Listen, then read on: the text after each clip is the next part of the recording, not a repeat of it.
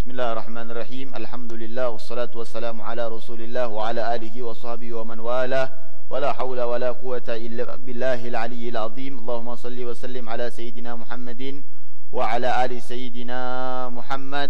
Al-Fatih lima ughliq wal khatim lima sabaq, nasiril haqq bil haqq wal hadi ila siratikal mustaqim wa ala alihi wa sahbihi ajma'in. Subhanaka la ilma lana illa ma 'allamtana innaka antal alimul hakim. Wa ba'd.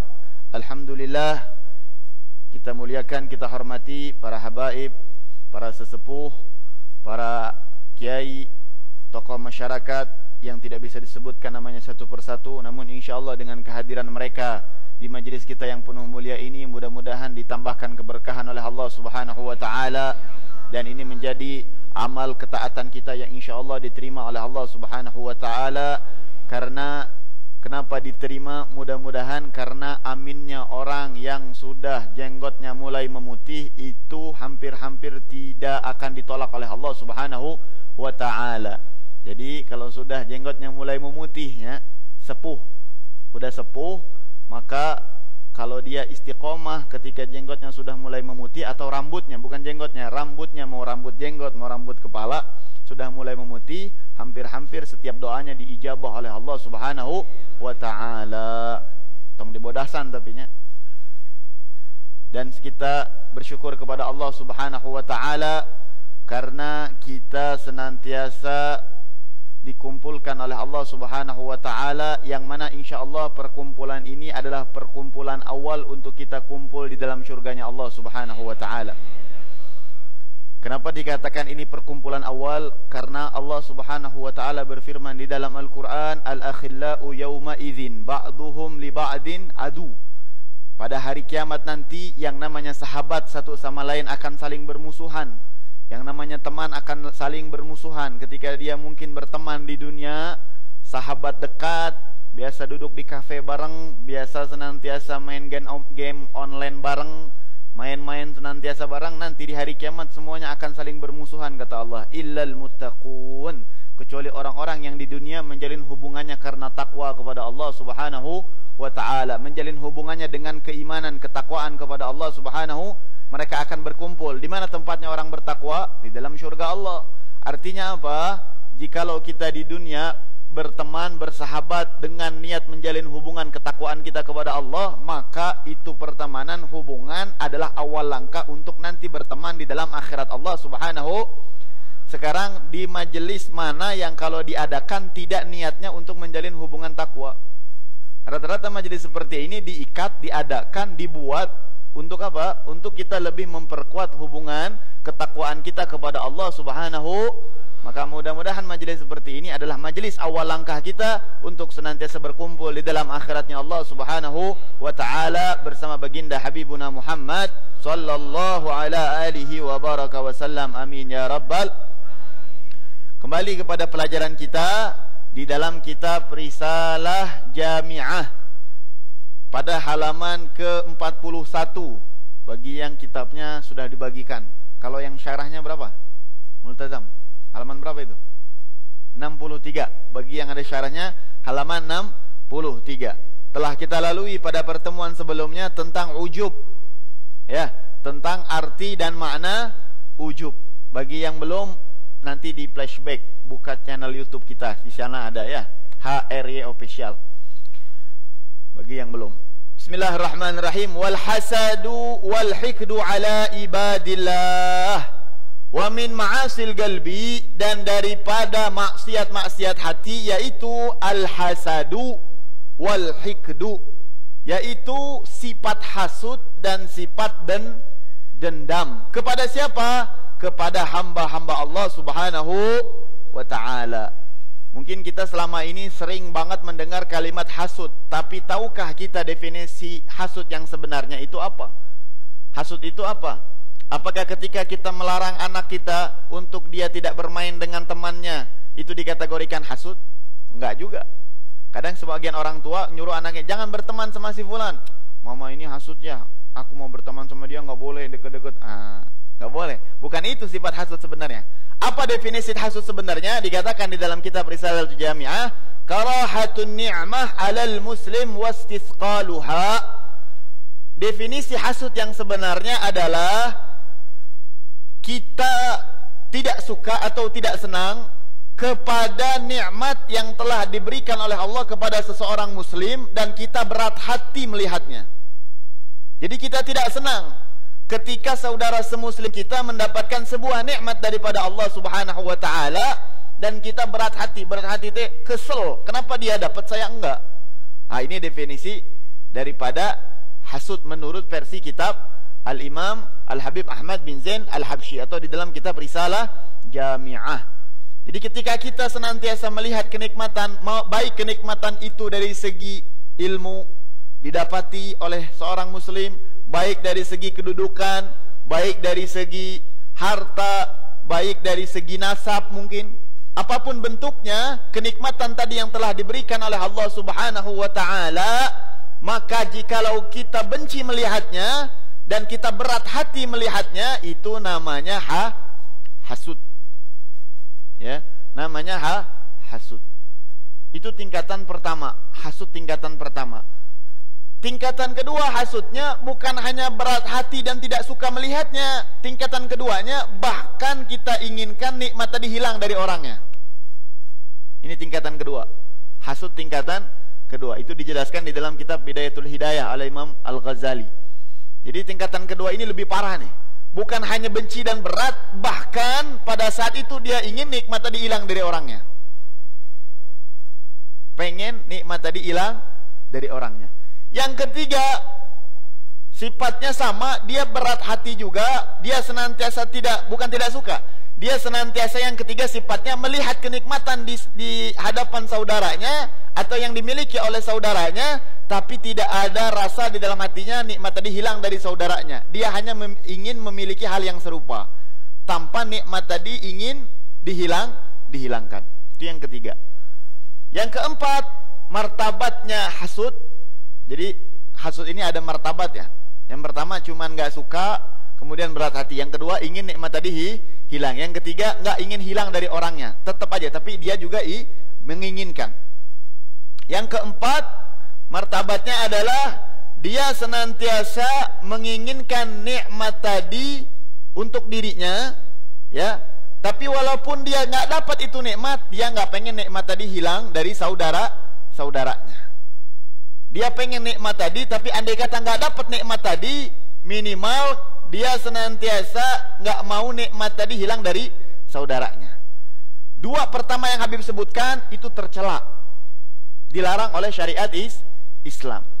Dua terakhir yang Habib sebutkan itu kadang dikategorikan oleh para ulama adalah sifat terpuji. Itu sifat yang dianjurkan, bahkan namanya ghibthah.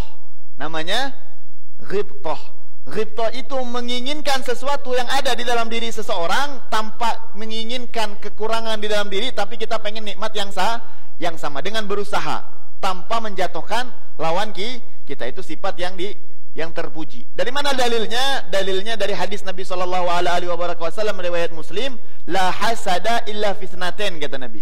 Nggak boleh hasud kecuali dalam dua perkara. Apa dua perkara tadi ya Rasulullah? Rajulun, seorang laki-laki atau seseorang perempuan yang Allah karuniakan dia mampu membaca Al-Quran dan dia membacanya siang dan malam. Setiap hari dia baca Quran, maka boleh hasud dengan orang seperti ini. Hasud tanpa menginginkan dia nggak baca, cuman pengen kita sama kayak dia. Nah, itu boleh saja. Yang kedua, hasud boleh kepada siapa? Rajulun atahullahul mal, seseorang yang Allah karuniakan harta yang melimpah dan dia bersedekah dengan hartanya ana al-lail wa atrafan nahar. Dia sedekah dengan hartanya siang dan malam, nggak berhenti-berhenti. Dimanapun ada proyek pembangunan masjid, pesantren, pasti nama dia ada. Nah, dia ada keinginan hasud di dalam hatinya. Hasud tapi tanpa menginginkan orang tadi hilang nikmatnya. Dia pengen sama kayak orang tersebut. Nah, itu boleh, dianjurkan juga. Namanya ghibthah, khususnya bagi para penuntut ilmu. Ngelihat temannya kok bisa cepat ngapal, dia pun ingin sama, tapi tanpa mengurangi hafalan temannya atau tanpa mencurangi temannya. Dia hanya berusaha, dan itu sifat yang dibolehkan. La hasada illa fisnatain. Tapi kalau yang kedua tadi dan yang disebutkan oleh Al-Habib Ahmad bin Zain Al-Habsyi, karahatun ni'matu 'alal muslim wastisqaluha, ya, itu tercela. Seperti apa? Kata beliau, seperti kita ngelihat orang punya rumah baru. Oh, mendingunanya gimana teh?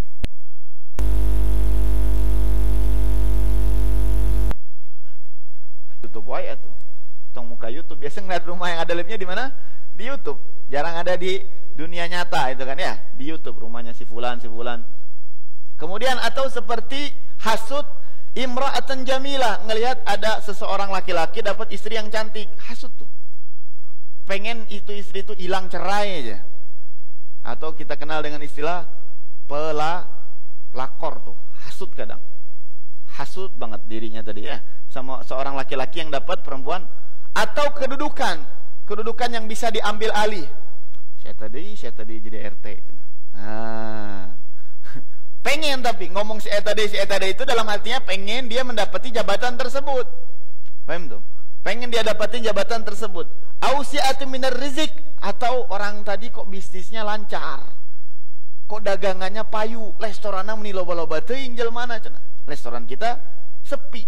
Jadi kenikmatan yang tadi telah diberikan oleh Allah Subhanahu wa taala kepada orang-orang tadi, dia inginkan nikmat tadi hilang dan berat hati. Nah, ini namanya sifat hasud. Apa kata Nabi? Iyyaka wal hasud, hati-hati engkau kepada hasud, yaitu rasa dengki atau rasa iri di dalam hati. Kenapa? Fa innal hasada ya'kulul hasanat kama ta'kulun narul hatab. Karena sesungguhnya sifat dengki, sifat iri tadi akan senantiasa memakan pahala sebagaimana sebuah api memakan kayu bakar. Ini kayu gaharu yang kita bakar nih, kalau kena api cepat nggak tuh? Cepat banget kan? Nah, kalau ada iri di dalam hati kita kepada seorang muslim, yang tadinya kita punya pahala sholat subuh berjamaah, punya pahala baca Quran, punya pahala umroh, punya pahala haji, punya pahala sedekah, punya pahala ngaji, secara tidak langsung digorogoti oleh sifat iri kita tadi kepada saudara kita, dan sangat cepat memakan kebaikan. Innal hasada ya'kulul hasanat kama ya'kulun narul hatab, kata Nabi sallallahu alaihi wasallam. Dan ketahuilah, kata Al-Imam Al-Ghazali, wal hasud huwal mu'azzab li nafsih. Orang yang iri itu hakikatnya sedang mengazab diri dia sendiri di dunia.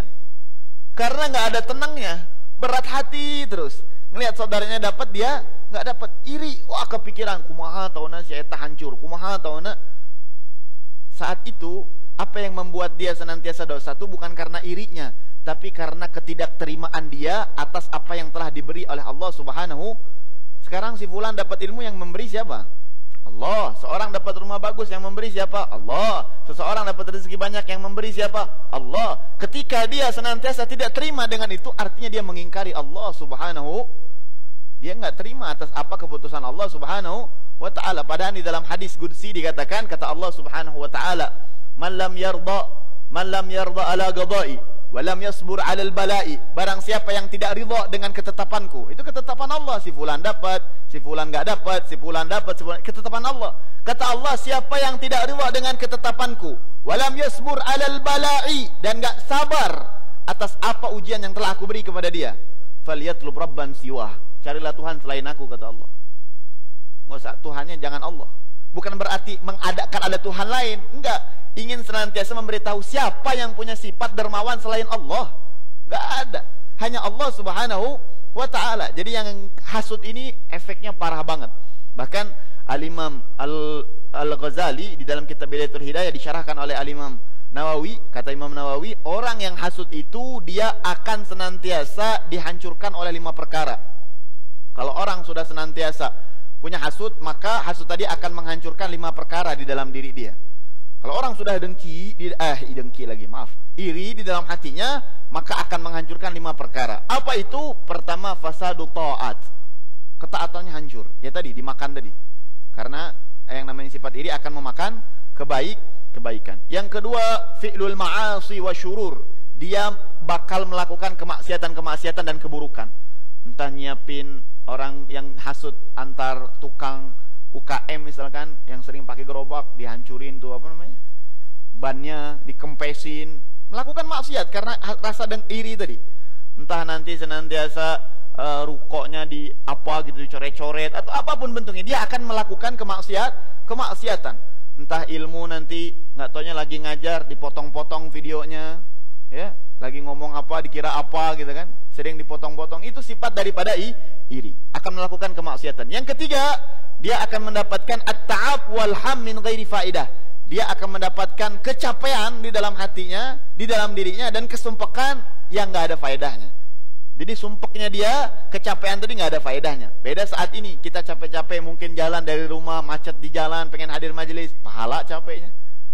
Ta'abna wa ta'abraha ma'akum ya habaib, Masya Allah. Kalau capeknya karena ketaatan, itu diberikan pahala oleh Allah Subhanahu wa ja'a fi riwayat, datang dalam riwayat, wal ajr ala qadri ta'ab, dan pahala itu tergantung kadar kecapean. Semakin capek seseorang, semakin besar pula pahala dari Allah Subhanahu wa ta'ala. Jadi kalau nggak capek pahalanya, kalau nggak capek ibadahnya, ya pahalanya nggak banyak juga. Tapi kalau semakin capek, semakin besar pahala. Yang keempat, hatinya dibutakan oleh Allah Subhanahu wa ta'ala. Kalau sudah dia iri kepada orang, maka dia akan mendapatkan efek sampingnya, hatinya buta. Artinya dia tidak akan pernah paham tentang hukum Allah. Nggak ada istilah haram, semua halal bagi dia. Semuanya akan dihalalkan oleh dirinya kalau sudah ada sifat iri. Masya Allah. Apalagi di dalam kedudukan, ya, biasanya paling banyak di dalam kedudukan. Apa aja dihalalin, segala cara. Wal khamis hirman wala yakad yadhfar bi muradih. Yang kelima, yang paling parah, akan diharamkan dari segala jenis kebaikan. Nggak akan nanti senantiasa bisa melakukan sholat, nggak bakal senantiasa bisa melakukan kebaikan. Andai kata melakukan kebaikan, hancur semua. Dan bahkan dia tidak akan pernah sampai kepada tujuannya. Itu yang paling gak enak. Sudah iri, berusaha 100%, mengeluarkan hartanya, pikirannya kesumpakan, ingin meraih kedudukan tadi, ingin meraih apa yang dia cita-citakan tadi, gak akan pernah dapat. Na'udzubillah min dzalik. Maka harus senantiasa berusaha di dalam diri kita mengeluarkan sifat ini. Dengan apa? Pertama, dengan kita bertafakkur. Caranya biar tidak iri, bertafakkur. Tafakkurnya seperti apa? Kata Imam Ghazali, tafakkur untuk senantiasa kita ingat tentang tadi jeleknya atau buruknya sifat iri. Orang iri tadi akan merasakan azab di dunia. Kita harus berpikir, kalau kita iri sama orang, kita akan mendapatkan azab di dunia. Apa azabnya? Kecapean, kesumpekan. Dan kita ingat, kalaupun kita senantiasa tadi dapat azab di dunia, kita ingat bukan hanya di dunia. Wal azabul akhirah asyaddu akbar. Nanti siksa azab akhirah lebih capek dan lebih harus bertafakur tuh kita. Yang pertama, bertafakurnya tentang azab tadi. Tafakur tentang azab supaya iri tadi hilang dalam diri kita. Dengan kita bertafakur, buat capek aja. Apa manfaatnya kita iri sama fulan?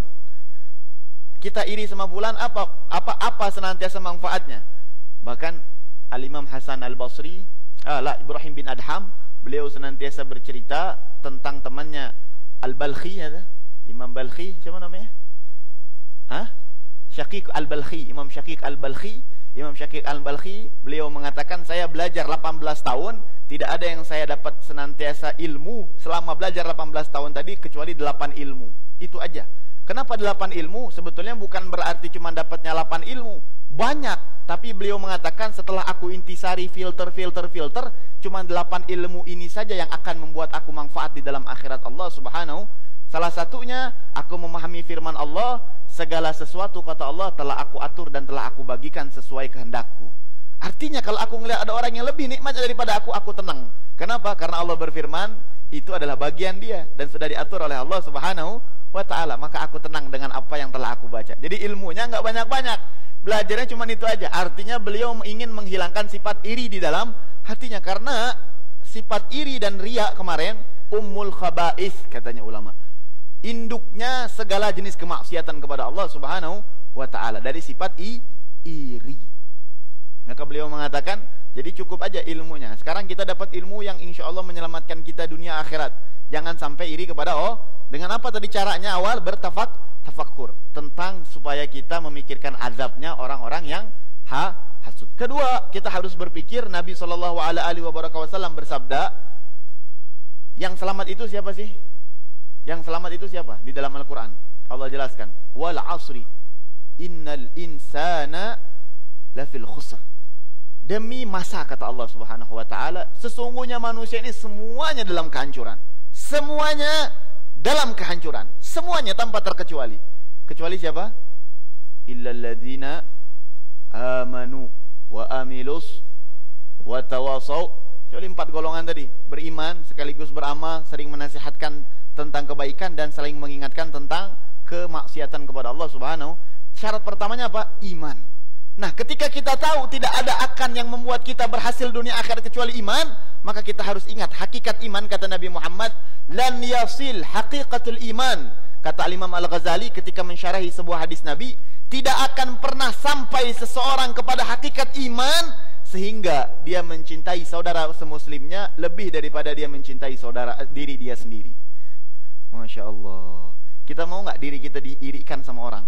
Kita mau nggak kita punya nikmat sekarang, punya handphone, tiba-tiba handphonenya hilang dari kita? Mau apa nggak?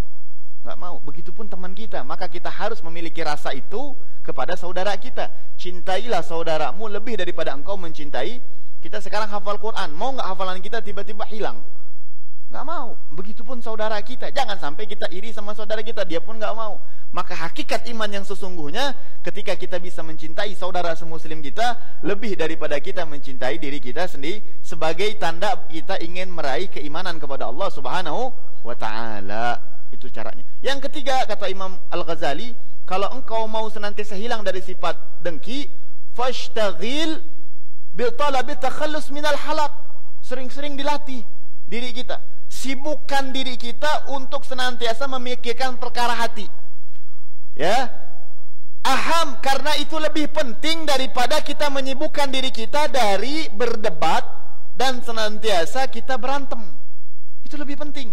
Sekarang kita subhanallah, anak-anak mudanya disibukkan dengan ilmu perdebatan. Gimana taunya harus tahu dalil ini, harus tahu dalil itu, harus, padahal nggak ada manfaat sama sekali. Yang lebih manfaat, engkau harus ketahui bagaimana cara engkau terobati daripada penyakit hati. Karena yang akan dibawa nanti di dalam akhirat Allah bukanlah kecerdasan, bukanlah pengetahuan yang dalam, tapi apa yang akan dibawa menghadap Allah? Man atallaha bigalbin salim, hati yang selamat. Gimana ceritanya? Kita pulang nanti ke akhirat Allah membawa bekal galbi salim. Karena itu perbekalan yang wajib kita bawa. Karena kalau kita nggak mempersiapkan bekal ini, kita ketahui hukum dunia, orang kadang nggak mau mudik, nggak mau pulang kampung karena perbekalan yang tidak cukup. Betul atau tidak? Sekarang ada orang mau pulang kampung sedih, faktornya 2, karena nggak punya uang, karena bekalnya kurang, sedih dia. Tapi ada orang yang senantiasa ingin pulang kampung membawa perbekalan yang cukup, apa yang didapati dalam dirinya bahagia, senang, bisa bagi-bagi tetangga, bisa bagi-bagi orang tua, bisa membawa bekal. Kenapa? Karena begitupun kematian, akhirat Allah adalah tempatnya kita kembali, dinamakan Darul Ma'ad, tempat kita kembali, kita akan kembali ke sana. Maka kalau kita melihat diri kita ini sedih ketika ingin kembali kepada Allah, ketahuilah memang bekal kita yang kurang.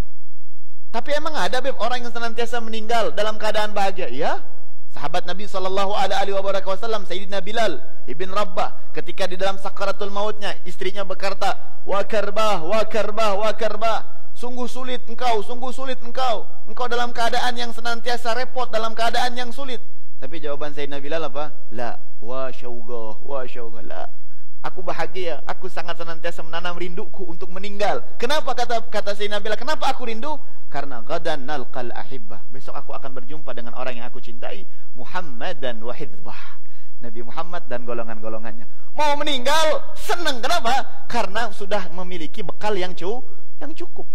Begitulah para ulama-ulama kita kalau mau meninggal senang. Kenapa? Karena mereka insya Allah membawa bekal yang cukup. Nah, kita harus senantiasa menghilangkan sifat iri di dalam diri kita dengan 3 perkara tadi. Apa? Bertafakur tentang azab, kemudian bertafakur tentang bagaimana kita sampai kepada puncaknya keimanan, yaitu mencintai saudara semuslim lebih daripada kita harus mencintai diri kita. Yang ketiga, kita harus menyibukkan diri kita untuk mengobati hati kita lebih daripada kita sibuk mencari urusan perdebatan. Karena sekarang Masya Allah dunia perdebatan sangat terbuka. Di mana-mana pengennya komentar, bib anak mah kehul diomongkan maulidnya bid'ah cenah. Sibuk nyari dalil tentang maulid sampai nanti benci ke saudaranya. La wallah. Kalau memang engkau yakin maulid itu boleh, sudah lakukan, enggak usah dicari-cari, cukup pegang teguh gurumu. Dan kalau orang enggak suka maulid ya sudah. Yang salah itu saling menyalahkan. Nah, itu penyakit hati ya. At-tashwish daripada syaitan. Dia akan memercikkan ke dalam hati seorang muslim walaupun dari segi kebaikan bagaimana rasa kebencian tadi. Astagfirullahaladzim. Jelas masalah hasud, definisi hasud. Jadi kalau hasud yang sifatnya ingin menghilangkan kenikmatan di dalam diri orang lain itu tercela. Tapi kalau kita tidak ingin nikmat itu hilang dan kita ingin mendapatkan hal yang serupa, itu dibolehkan. Wal hijid, wallahu alam bisawab. Pertanyaannya, jamnya sudah, masya Allah. Beteng udah pada teriak-teriak. Oh belum. Wal hijid, wallahu alam bisawab. Kita buka pertanyaan yang